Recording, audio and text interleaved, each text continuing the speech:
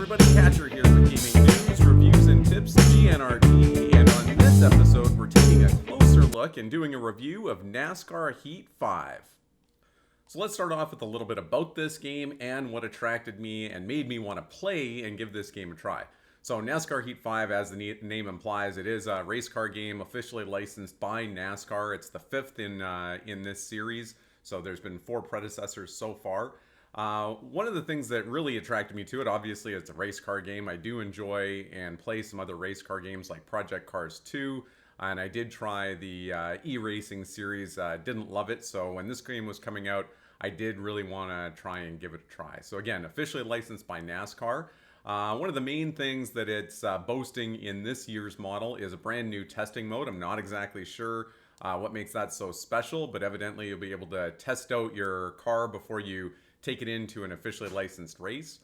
It's got an immersive career mode. This is one thing that drew me to the game, is I do like some sort of progression in my games, and so the immersive career mode is something that I was interested in trying out.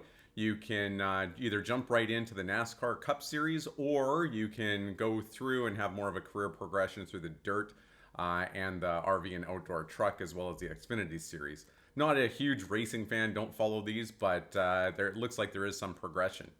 As far as features, it's got the officially licensed tracks. So that's the nice thing about it being an officially licensed game, is it does have the official tracks and the official drivers. What really interested me, though, is the online and the multiplayer mode, so the esports support and the challenge mode. Those are the 2 things that I'm really going to be looking for when I'm playing this game and reviewing this game, as far as what attracts me to keep wanting to play. I'm hoping that there's some sort of tier or matching system so that you're getting to play against players that are of similar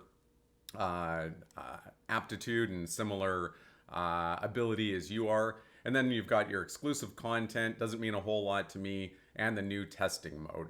So I've gone ahead and I've signed into my PlayStation account and linked my PlayStation account through the Motorsports account and downloaded the game. So those are really the 2 things that you need in order to get online and play the game in the career mode. So let's go ahead and dive in and take a look and see what this game is like. So I purchased the game through the Steam store for PC, but it's also available for both PlayStation and for Xbox. And in my opinion, this game is really designed to be a console game, as you're about to see. Now, I've put about 5 hours of game time into NASCAR Heat 5, and I think I've got a pretty good understanding of the different game modes and what the game playability is like. So let's go ahead and fire up the game and take a closer look at what you can expect from NASCAR Heat 5.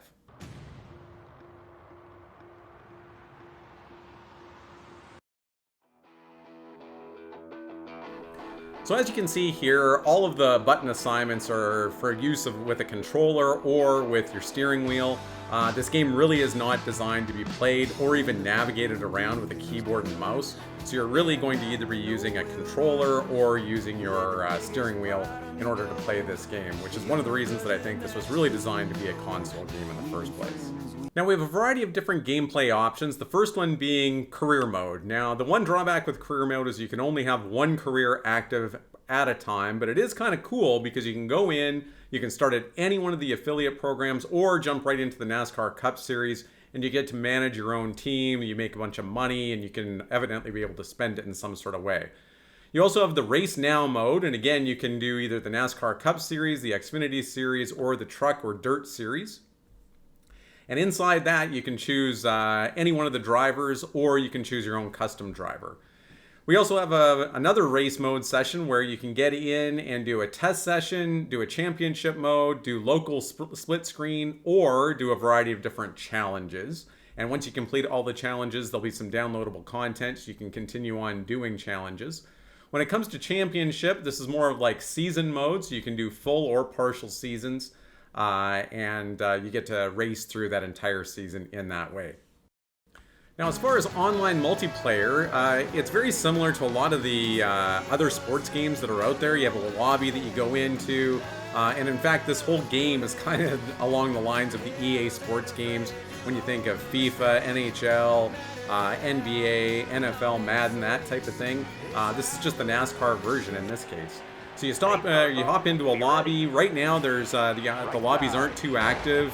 When I've been playing today, again, this is sort of the pre-launch or early access for the next 3 days, I've really only seen a maximum of 2 games going on at a time, or 2 races going on at a time. And of course, you got to wait for a race to finish, or for that particular race to finish, and before you can hop in. But for the most part, it's been fairly fluid and good connectivity to other players in-game, and the racing has been somewhat fun. Now, one of the reasons I wanted to get into this game, or give this game a try, was really for the multiplayer and for the racing aspect of it. And the game is quite beautiful, but it's quite arcadey. So I wouldn't call this as a sim so much as I would call it an arcade version of a game, or of an arcade version of a racing game.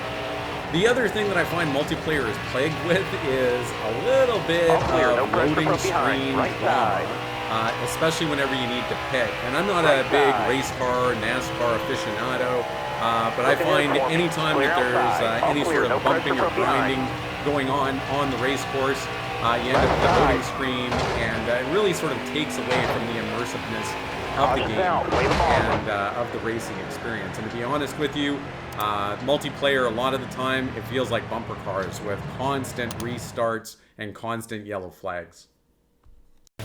Now, one area where I'm having a lot more fun than I thought is actually in the career mode. Career mode has been a blast so far, to be honest with you. It's probably where I'm going to spend most of my time playing this game. You can create a character, design your own car. You can even go ahead and buy your own racing team and manage your own racing team if you'd like. But essentially, you can go through an entire season of racing, and it tracks your whole progress, the championships and the playoffs. And so far, it's been a lot of fun. So, what are some highlights and lowlights of this game? First of all, the things that I don't really like about it, it is quite arcadey. It's built for console, so you have limited keyboard and mouse use. Some of the things that I have liked about it is fun, and the career mode has been quite enjoyable to play. And so if you're into a racing car game and you like the arcade style and you're looking for a game just to pick up and have some fun, NASCAR Heat 5 could be a good option for you.